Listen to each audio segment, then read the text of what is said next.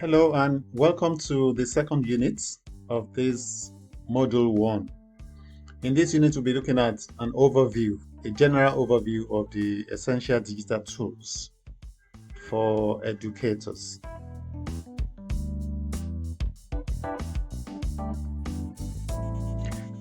What are the roles of digital tools in education? Like we mentioned in the first unit, digital tools are just indispensable for modern educators. Now we talk about flipped classroom. In fact, there was a session, I think it was last session, when Olabisi Onabanjo University resumed for the first 6 weeks. They were teaching the students online. The first 6 weeks of the session started with online instructions. So if you are an educator and you don't know how to go about that, you're going to be left behind. So it also enables effective teaching and enhances student engagement. Imagine you're a geography teacher and you are describing the ancient Egyptian civilization, for instance, and you were able to show them what that civilization, what Egypt looked like in those years and centuries ago. It makes teaching and learning more effective. Mastering these tools can also transform educational experience, like it's happening here, like it is happening everywhere, where digital tools are incorporated into the traditional teaching and learning. Now, there are different kinds of digital tools, and we are going to take time to look at how to use these different tools. We have presentation tools, like the one I'm using to create the slides that I'm presenting with. We have communication tools. We have collaboration tools. We have learning management tools. We have assessment and feedback tools. We have content creation tools. And it is your mastery of these different tools that will stand you out as an educator, as a teacher, as a lecturer. Now let's look at the presentation tools. This is just an overview of everything. We are still going to take each of these and see how we can at least up our knowledge of how to use them, how to deploy them to create stuffs. For presentation, we can use Microsoft PowerPoint.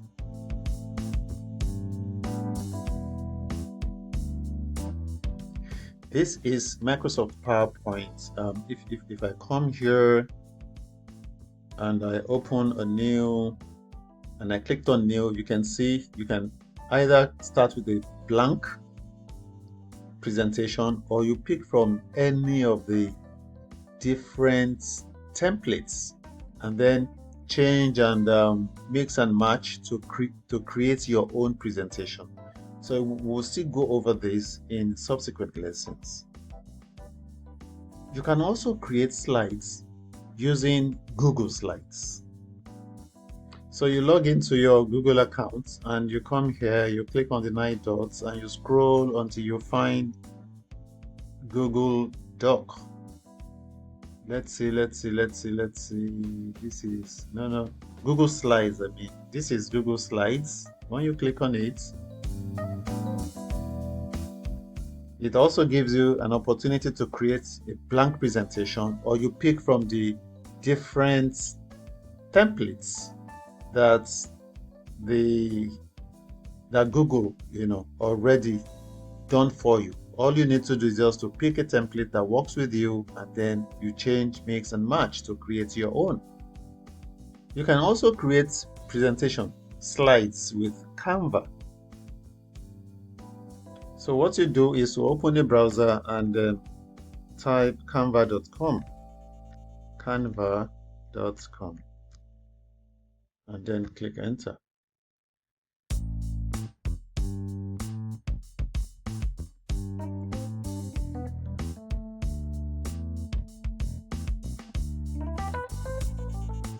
So let me close this, and Canva is another world on its own. In fact, this is a course on its own, how to use Canva. to create so many different kinds of things, but for the purpose of this course, we are just going to do an overview. If you're interested in creating stuff with Canva, creating slides, creating videos, video lesson, talking head, creating websites, even with Canva, that is another ball game entirely.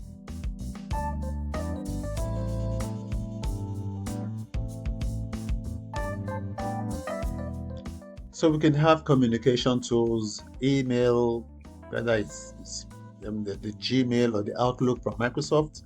Would well, we are not spending time on WhatsApp or Telegram. We'll talk briefly about Zoom and Microsoft, Google Meet as tools for communication. We'll also look at collaboration tools.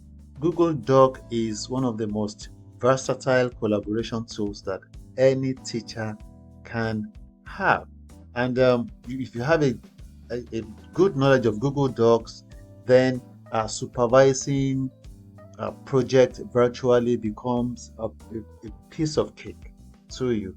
There are other collaboration tools like Padlet and Trello that we may not actually go into, but we will touch on Google Docs, and then you can search Padlet and Trello on your own. We are also going to look at learning management system. We are using this course is being deployed via Google Classroom, right, to manage assignments, manage quizzes, manage lessons, and other kinds of communication that are integrated into Google Classroom. And we'll also touch on LMS plugins. Well, for those in the other class, we'll touch on how plugins work with websites when we get to that lesson. Then we also have assessment and feedback tools. I continue to mention creating MCQs manually or using digital tools. And the use of digital tools, Google Forms, Microsoft Forms, we'll look at them and see how they can transform the way we evaluate and assess our students. We'll also look at content creation tools. we are faced with Canva again, because Canva is just like an ocean for creatives. If you understand how to deploy Canva, you are a working business person. All right. We'll look at YouTube, how to create YouTube and how to make that platform to work for you. Right. We'll look at how to record our screen like I'm doing currently, and we'll also look at how to use Canva for infographics and to design flyers and posters and so many other things. Then we'll also look at research and resource tools. We are educators, we are teachers, we are lecturers. If you do not update yourself as a teacher, then you just go rusty, and then you'll be dishing out rusty stuffs to your students. So we'll look at Google Scholar briefly and how to in fact, by the time we get to how to research online, then we would talk about how to effectively and securely do research online. Other research and resource tools include Evernote and Zotero. We may not have time to touch on that, but they are just here for mentioning and for you to check them out. Then there are other classroom management tools for school owners. Class Dojo is very, very popular for school owners. That is, school owners who know what they are doing, not just about packing students somewhere and be teaching ABC and then be collecting money. But if you want to add quality, value, and you want to attract quality parents, then there are things that you must incorporate into your schools that will stand you out. So we have Class Dojo, we have Remind. We may touch on them when we get there. We also have creativity and media tools like Canva again, and then Audacity. Audacity is an audio recording software that you can record your voice like I'm doing currently, and then edit your recordings accordingly. We have here are tools for effective use of digital tools, especially if you're teaching it. You want to start small, because for every digital tools there are levels. beginner's level, intermediate level, and advanced level. Or you also want to guide, like I am doing currently, to guide you guys on how to deploy these tools. Then digital tools continue to, the development of these tools continue every day. Advancement in what is already on is an ongoing phenomenon that you don't want to just stick into what you know and think you know everything. Every day you must go back to your subject and research on what is new in your subject. If you're a teacher, what is new in teaching methodology? What is new in teacher education? So, and you also want to evaluate the tools that you are doing, that you are using, or that you have decided to use, and see how effective they are in assisting you as a teacher and assisting your students as learners.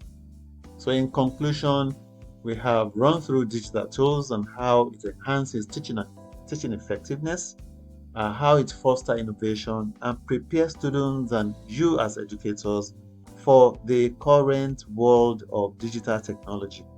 We have also touched on how you can embrace these tools to transform your teaching practices. In the next class, we'll be looking at how to set up and manage our email accounts. I'll see you in class.